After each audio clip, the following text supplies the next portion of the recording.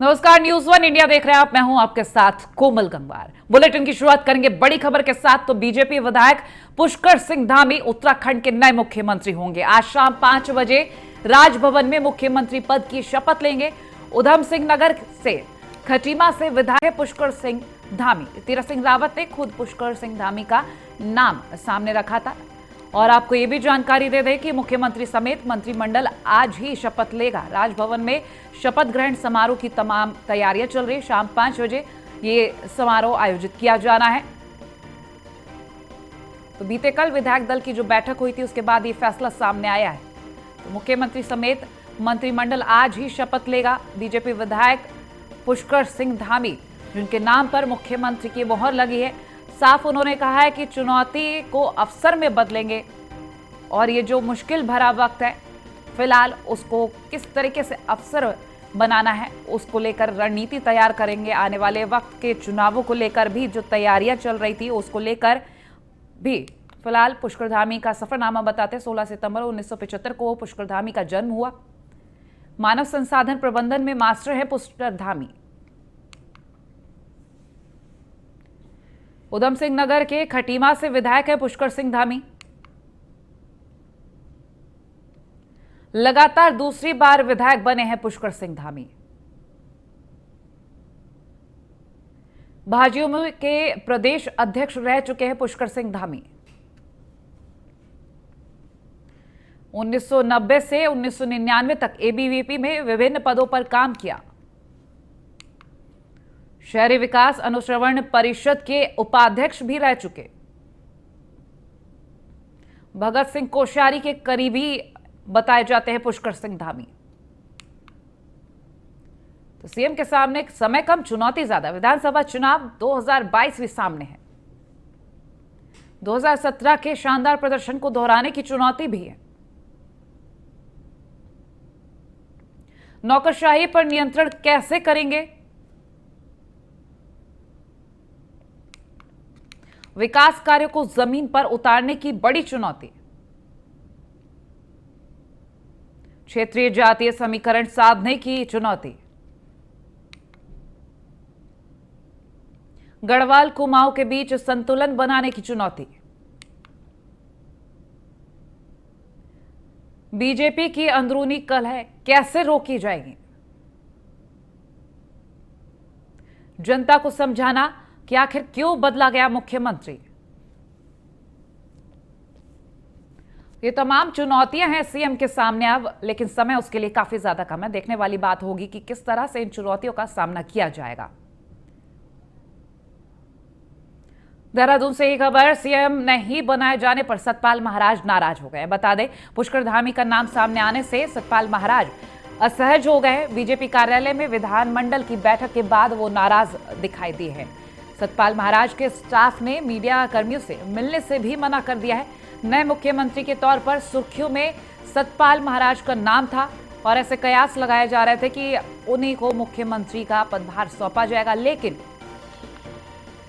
BJP हर बार कुछ नया कर दिखाती है। तो पुष्कर धामी का जो नाम सामने आया है, किसी ने भी नहीं सोचा था ये नाम, लेकिन पुष्कर धामी के नाम पर मुख्यमंत्री की मोहर लगी है। फिलहाल शाम 5 बजे उनका शपथ ग्रहण समारोह है। तो सतपाल महाराज को लेकर कयास लगाए जा रहे थे कि नए मुख्यमंत्री हो सकते हैं। सुर्खियों में उनका नाम था, लेकिन जब पुष्कर धामी का नाम सामने आया तो सतपाल महाराज में खासा नाराजगी दिखाई दी है। उनके स्टाफ ने भी मीडिया से बातचीत करने से मना कर दिया है। बीजेपी कार्यालय में विधानमंडल की बैठक के बाद से नाराज हैं सतपाल महाराज।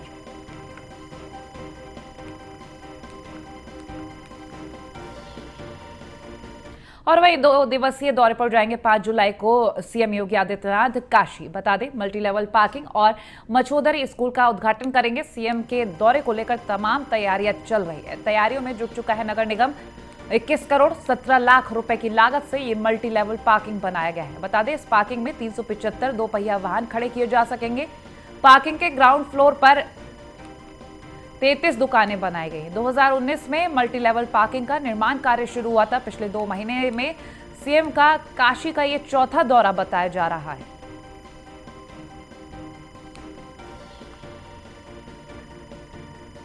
तो फिलहाल 2019 से इस मल्टी लेवल पार्किंग का काम चल रहा है। 21 करोड़ 17 लाख की लागत से बनाया जा रहा है। सीएम का ये दौरा बेहद अहम। संवाददाता आकाश यादव हमारे साथ फोन लाइन पर जुड़ गया अधिक जानकारी के लिए। आकाश, 2 दिवसीय दौरा है काशी का और ऐसे में देखा जा रहा है कि जिस तरीके से 2 महीने में चौथी बार फिर से जा रहे हैं काशी सीएम योगी, मल्टी लेवल पार्किंग का उद्घाटन करेंगे। मछोदरी स्कूल का भी नाम सामने आ रहा है। क्या कुछ खास रहने वाला है और जो तैयारियां चल रही है उसको लेकर भी जानकारी दें। देखिए, देर शाम मुख्यमंत्री योगी आदित्यनाथ का 2 दिवसीय वाराणसी दौरे के जब सूचना वाराणसी के प्रशासन को हुई तो निश्चित तौर पे हाथ पैर फूल गया, क्योंकि मुख्यमंत्री योगी आदित्यनाथ का 2.25 महीने में चौथा दौरा वाराणसी का है। इसके साथ साथ जब 18 जून को मुख्यमंत्री योगी आदित्यनाथ जब वाराणसी आए थे तो पूर्वांचल विद्युत निगम के एमडी को निलंबित किया था। उसके साथ साथ जल विभाग के चीफ इंजीनियर को फटकार लगाई थी। उसके साथ साथ नगर आयुक्त को भी फटकार लगाई थी। तो कुल मिलाकर मुख्यमंत्री योगी आदित्यनाथ का दौरा भी एक खास है, क्योंकि इस बार आएंगे तो गदौलिया स्थित मल्टी लेवल पार्किंग का उद्घाटन करेंगे, उसके साथ मछोदरी स्कूल का उद्घाटन करेंगे। तो मुख्यमंत्री तीसरी लहर की भी तैयारी जानेंगे।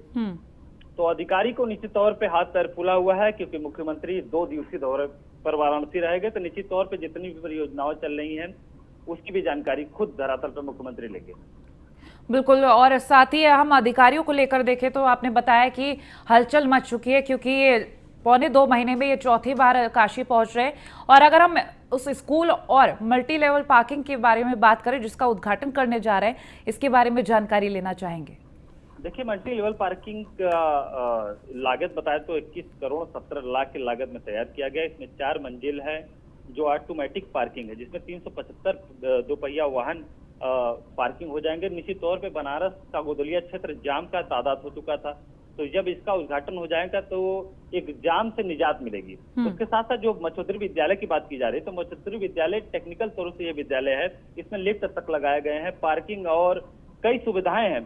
तो निश्चित तौर पे मुख्यमंत्री का ये उद्घाटन जब हो जाएगा तो बच्चों के लिए एक पढ़ाई का अलग ही सबब मिलेगा, क्योंकि प्राइमरी विद्यालय बनारस का यही है जिसमें लिफ्ट लगी होगी। जी ठीक है, चलिए, बहुत शुक्रिया तमाम जानकारी हमसे साझा करने के लिए। तो ये खबर आप तक पहुंचा रहे हैं। 2.25 महीने में चौथी बार पहुंच रहे सीएम योगी आदित्यनाथ काशी, जहां उनके इस दौरे की सूचना के बाद तमाम अधिकारियों के हाथ पैर फूल चुके हैं। फिलहाल तैयारियां चल रही है और मल्टी लेवल पार्किंग स्कूल का उद्घाटन करेंगे वो। जौनपुर से एक खबर, सड़क हादसे में 3 की मौत हुई है। बता दें, अज्ञात वाहन ने बाइक को टक्कर मारी है। जोरदार टक्कर के बाद इस हादसे में मृतकों के परिजनों में कोहराम मचा हुआ है। बता दें, बदलापुर के पूरा मुकुंद गांव के पास यह हादसा हुआ है।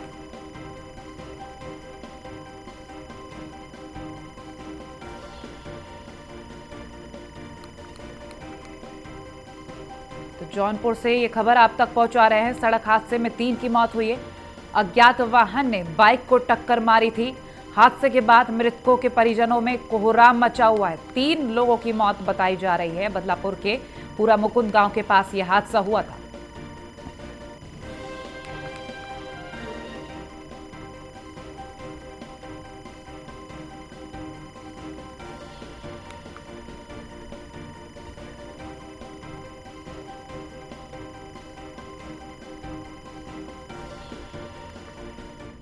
झांसी से खबर है, एसटीएफ की टीम को बड़ी सफलता हाथ लगी है। एसटीएफ ने अवैध शराब के गिरोह का भंडाफोड़ किया है।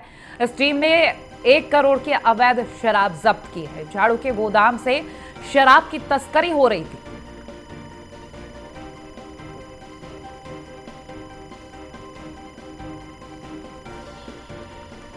तो झांसी से ये खबर आप तक पहुंचा रहे हैं, एसटीएफ को बड़ी सफलता हाथ लगी है। अवैध शराब के गिरोह का भंडाफोड़ किया है। बता दें, टीम ने 1 करोड़ की अवैध शराब बरामद की है। झाड़ू के गोदाम से ये शराब की तस्करी की जा रही थी।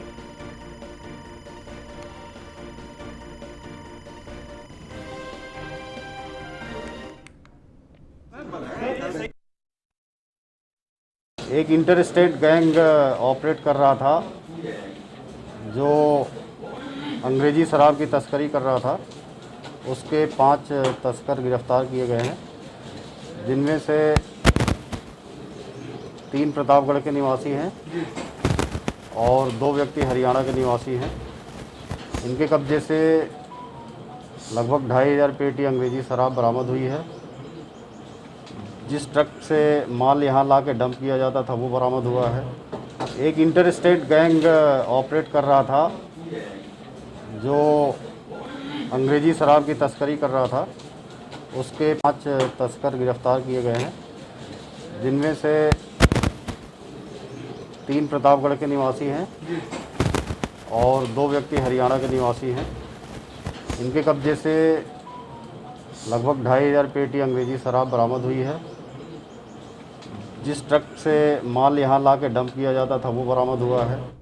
नोएडा से खबर, बिजली की मांग को लेकर जमकर हंगामा किया गया है। कांग्रेस नेताओं की अगुवाई में लोगों ने एफएनजी जाम किया। सेक्टर 49 के सोरखा में बिजली नहीं आने से लोगों में भारी नाराजगी देखी गई है। पुलिस ने फिलहाल मौके पर पहुंचकर लोगों को समझाने का काम किया है। कांग्रेस नेताओं की अगुवाई में यहां ये प्रदर्शन किया गया। फिलहाल आप वो तस्वीरें देख रहे हैं, नारेबाजी करते हुए लोग। एफएनजी जाम किया गया। सेक्टर 49 के सोरखा में बिजली नहीं आई, जिसके बाद लोगों में नाराजगी देखी गई है।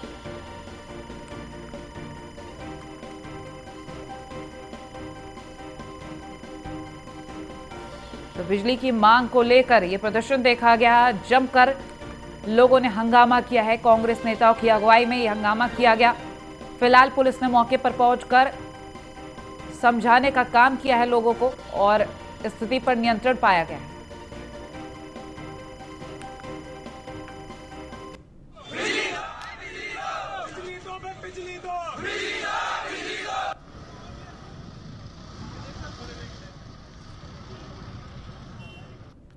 आज हम एफएनजी रोड पर हैं और एफएनजी रोड पर पुस्ता पार जो है, पिछले दिनों एक प्रतिनिधिमंडल कॉलोनी का गया था और वहाँ पे जाके वार्ता भी की गई थी, जिसमें कि वादे किए गए थे कि भाई यहाँ पे लाइट दी जाएगी।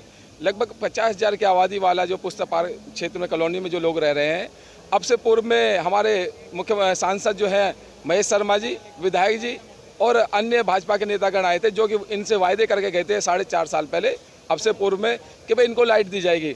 लेकिन ना तो विधायक जी आए अब तक, ना ही सांसद जी आए और ना ही इन्हें लाइट दी गई। और इनकी लाइट को थाना 49 क्षेत्र में सोरखा के लोगों के घर की बिजली विभाग और यूपीपीसीएल के द्वारा काट दी गई थी। कुछ अनाधिकृत कनेक्शन इन लोगों ने लगाए हुए थे, जिसको बिजली विभाग ने काट दिया। इसी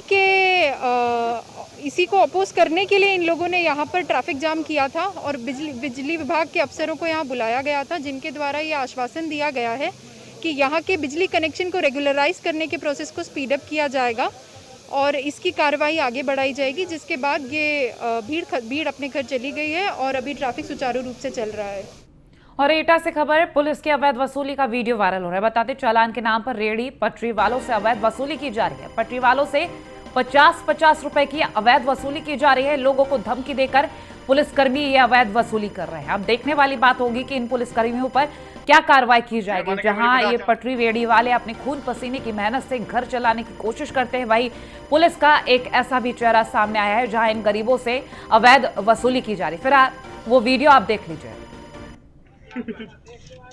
चलो बच्चों जा, एक बाकी मत करो, दरवाई नंबर दे रहा हूँ, चलो लिखो।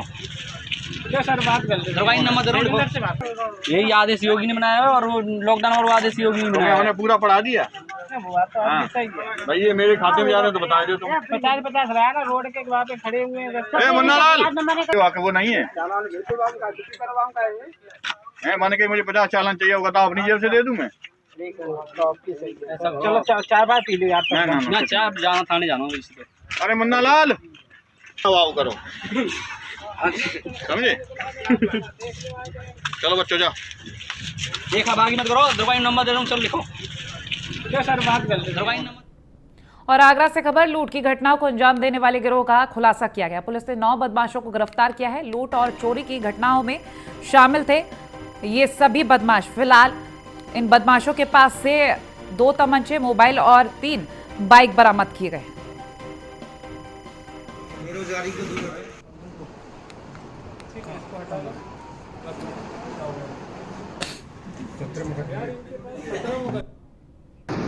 दिनांक 23 जून 2021 को जो वादी यशपाल सिंह हैं, इनके द्वारा पुलिस को सूचना दी गई। सूचना ये दी गई कि इनके पास एक बैग था जो ये भारत फाइनेंस लिमिटेड कंपनी है, इसके ये मैनेजर के पद पे हैं और ये कलेक्शन करते हैं, अपने जो भी एजेंट्स हैं उनके द्वारा कलेक्शन करते हैं। कलेक्शन करने के उपरांत जो भी कलेक्शन का पैसा था वो उस बैग में था और इनके द्वारा सूचना दी गई कि उस बैग की इनके साथ लूट की घटना हुई है, जिसमें 2 लोग शामिल हैं। पुलिस ने फिर इसमें गहराई से छानबीन की, इसमें गहराई से इनसे पूछताछ की, तो मालूम ये चला कि पैसे की जो लूट की सूचना बता रहे थे बैग की लूट की, वो सूचना गलत थी। बैग की लूट नहीं हुई थी, बैग की चोरी हुई थी। दिनांक 23। और वहीं मोदीनगर में नगर पालिका ने एक पुरानी जर्जर इमारत को ध्वस्त करने की कार्रवाई की है। बता दें, नेशनल हाईवे 58 पर श्याम सिंह के नाम से ये जर्जर इमारत बनी। जर्जर इमारत करीब 70 साल पुरानी बताई जा रही है। जानकारी दे दें, इसमें करीब 60 परिवार रहते थे।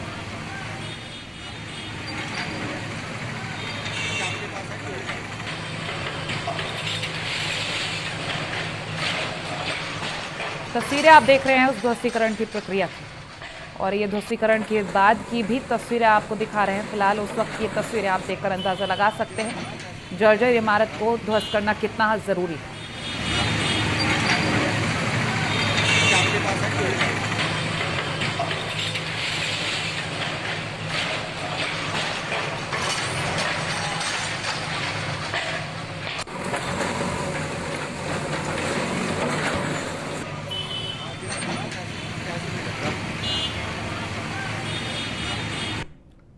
मोदीनगर शहर के बीचों बीच श्याम सिंह बिल्डिंग के नाम से ये एक जर्जर बिल्डिंग है, जो कि मैं आपको दिखाना चाहूंगा आज, जिसका ध्वस्तीकरण कराया जा रहा है। लेकिन यहाँ पर जो इससे पहले जो इसके अंदर किराएदार रहते थे, उनके विरोध के चलते इसका ध्वस्तीकरण नहीं कराया जा रहा था। जो बिल्डिंग मालिक है उसका कहना यह था कि ये कभी भी भर कर गिर सकती है और कोई बड़ा हादसा हो सकता है, जिसके बाद उन्होंने IIT रुड़की से इसका सत्यापन कराया कि क्या ये बिल्डिंग ध्वस्तीकरण लायक है या नहीं है। इसके बाद PWD और GD ने भी इसका सत्यापन किया, जिसके बाद मोदीनगर की जो नगर पालिका है उसे इसे तोड़ने का जिम्मा दिया गया। आज नगर पालिका मोदीनगर द्वारा यहाँ पर पूरे दल बल के साथ इस बिल्डिंग का ध्वस्तीकरण कराया जा रहा है। सुनील शर्मा, न्यूज़।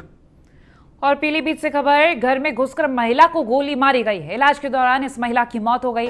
पुरानी रंजिश में गांव के ही युवक को इस वारदात को अंजाम देने का कारण बताया गया। फिलहाल अंजाम दिया गया है इस वारदात को पूरनपुर कोतवाली क्षेत्र में।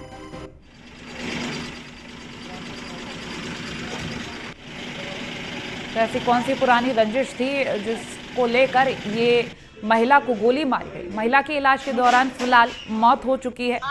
घर में घुसकर इस महिला को गोली मारी गई थी। यहाँ अभी तक एम्बुलेंस नहीं पहुंची यहाँ पे, और 1 घंटा हो गया।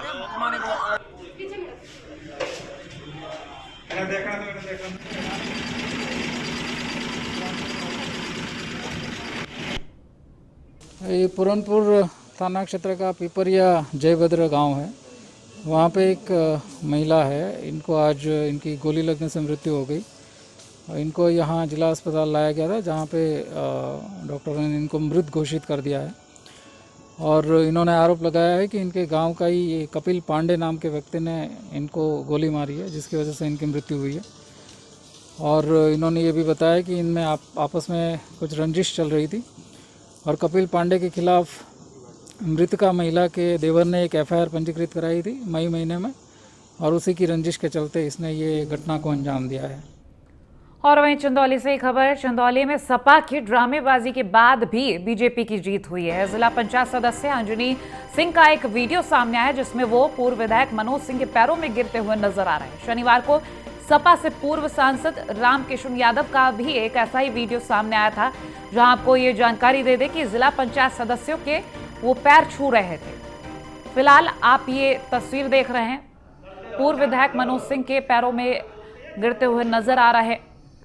सपा की ड्रामेबाजी देखिए, और जिला पंचायत सदस्य अंजनी सिंह का ये वीडियो वायरल हो रहा है। पूर्व विधायक है मनोज सिंह, जिनके पैरों में वो गिर रहे हैं, और फिलहाल पूर्व विधायक मनोज सिंह उनको समझाते हुए कह रहे हैं कि सैनिक कभी हारता नहीं है। सपा की जो ड्रामेबाजी, उसके बाद बीजेपी की जीत हुई। फिलहाल उस चीज को लेकर ये जो पैरों में गिरने की तस्वीरें सामने आई हैं, पूर्व विधायक मनोज सिंह समझा रहे हैं कि सैनिक कभी रिटायर नहीं होता, कभी हारता नहीं।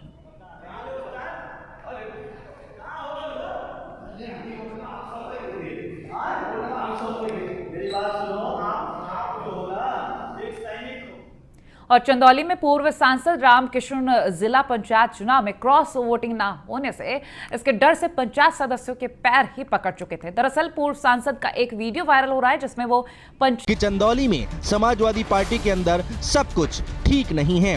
Bureau report, news 1 India.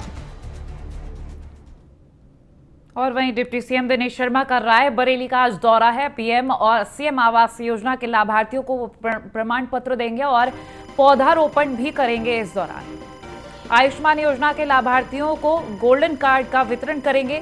Vaccination कार्यों की भी समीक्षा करेंगे डिप्टी सीएम। टाउन एरिया में दोपहर 2 बजे प्रेस कॉन्फ्रेंस करेंगे। ये तो आज का शेड्यूल है।